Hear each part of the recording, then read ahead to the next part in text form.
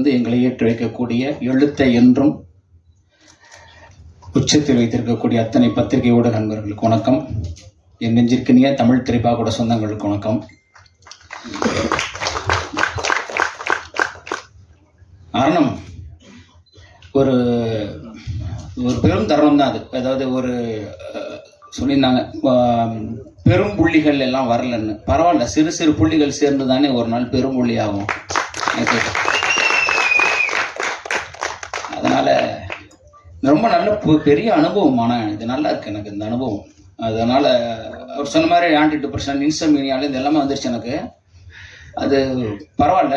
ஆனால் 20 வருடம் சினிமாவில் இருந்தவனே நீங்கள் இந்த அடி அடிக்கிறீங்கன்னா புதுசாக வரவட என்ன அடிடாடி அடிப்பீங்கன்னு தோணுங்க. இன்னும் ஒரே ஒரு திமிரு, அது தமிழ்னால நான் நின்று பார்க்குறேன்டா நிற்கிறேங்க, வேற ஒன்றும் இல்லை. வேற ஆளாக தான் நிற்பாங்கன்னு தெரியல. நான் இருக்கிற இடத்துல அப்பேற்பட்ட ஒரு விளையாட்டு விளையாடுறாங்க சீரியஸா. என்ன மாதிரியான அரசியலாக இருக்கு. ஒரு கலைக்குள்ளேயே கலையை கொள்கிறவர்கள் இருக்கிறது அது சினிமாவாக தான் போல இருக்கு. வெளியில இருப்பானான்னு தெரியல. வெளியேருந்து ஒரு எதிரி வருவான், வெளியேருந்து ஒரு விஷயம் வரும், எங்கேயாவது ஒரு 2 துரோகி இருப்பான், இடுப்புல குத்துவான். மொத்த வயல சுற்றி இருக்கிறவங்களுக்கும் சினிமாவை அழிப்பதற்கான ஆட்களாகவே இருக்கிறாங்கன்றத உண்மையுமே கண்மாடி பார்க்க நேர்ந்தது.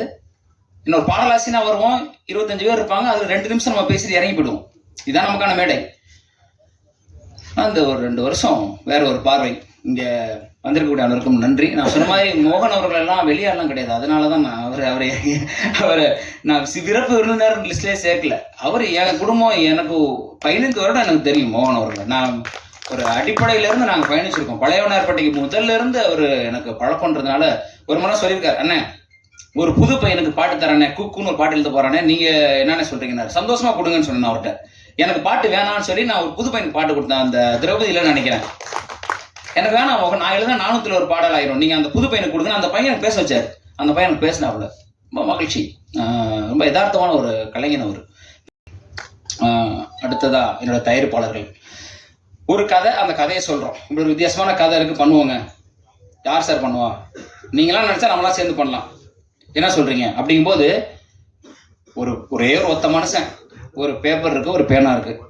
இதை வச்சுட்டு ஒரு மனுஷன் அவர் சொல்றதுக்கு ஒரு 1.5 கோடி ரூபாய் ரெடி பண்ணி படம் பண்றதுக்கு வரணுன்றது எவ்வளோ பெரிய விஷயங்க.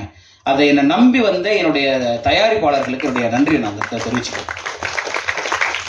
ஏன்னா அவங்களுக்கு சினிமாவே தெரியாது, என்ன தெரியும், தமிழ்ல தெரியும், அவ்வளவுதான்.